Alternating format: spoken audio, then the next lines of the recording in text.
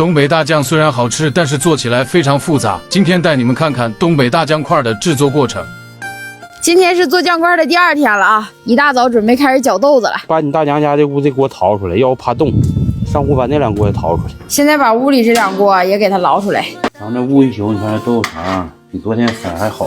看这酱豆油汪汪的，老好了。看这酱豆都这么有食欲，做出大酱多好吃。主要就是你跟我爷俩这炒豆子炒的相应啊。主要是你爷这火候掌握的好，但是底下一点水没有，这汤全吃豆腐里。现在开始搅酱豆了。今天搅酱豆可是个大工程啊，还是用这2个老伙计啊，绿色的手摇搅馅机。别看这玩意搅的慢，这玩意搅出来匀乎。它搅出来颗粒还不是那么细啊。对，它没那么细，完了还匀乎。爸，咱们这酱豆子一搅完更香了，今天这酱筷子指定能好啊。你爷这豆烀的好，火候掌握的好。这就是一个地方一个做法啊，咱们这边都炒豆子，但是炒出那色好，你瞅着就有食欲，你就想吃。看这酱豆子上边油汪汪的一层，都是油啊。今天这酱做出来保险好吃。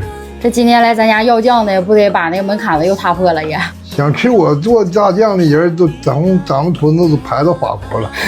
你这爷平时电视剧也不少看。爷法国跟哪半球啊？不知道。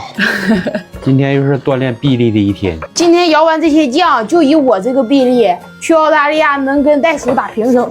拳王泰森来了，我也能跟他照两下子。这酱豆子摇出来，上家2大盆，再有都装不下了。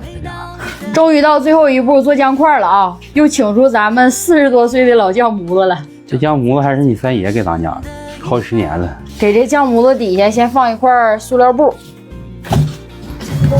一定要压实啊，越紧越好。有那个缝，那缝里边就好长那黑毛了。压实上了以后，用这塑料膜给它一包，包着再压，让它光溜光的。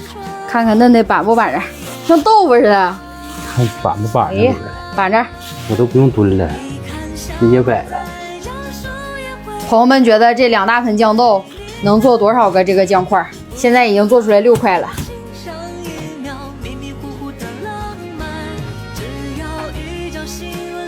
爸，这做酱块也是个力气活啊。那你得压紧的呀。是不是酱块要是裂缝太大了，容易生蛆啊？只要这酱你隔好了，它外边都干巴一层了，苍蝇不再来。不然就是招苍蝇了才生蛆。那苍蝇不落它不生蛆。咱们今天做好了这个大酱块，是不是做大酱就已经成功1半了？这只能说明你准备好了材料。对，但也还没开始做。从黄豆变成大酱也不容易啊。当然不容易了，多少道工序，拉着做酱筷子。阴历4月份下酱，而且这酱块隔的怎么样？大酱发的怎么样？都是未知啊。这玩意儿他要不按你意愿来，你是真整不了，谁也管不了他，谁也管不了。就看现在酱块的颜色，好像比去年还好。去年做的好多了。嫩完这块正好21块，这块嫩完了再从中间分开，让它成22块。为啥呢？做双不做单儿。这都老人说的，做双添人口。这大酱的说都太多了，这大酱的忌讳都能写本书。那这玩意儿你就得随老人说法去做，不要犟。虽然咱们做的是大酱，但你不能犟，你不能跟他犟。忙活2天呢，这酱块终于做完了。咱们这酱块得放这干巴几天，让它外皮全干巴了再包汁。现在这酱湿度还是太大了，湿度大，逃不水分。我家的22个大酱块全都做好了，等过几天干巴就可以包汁了。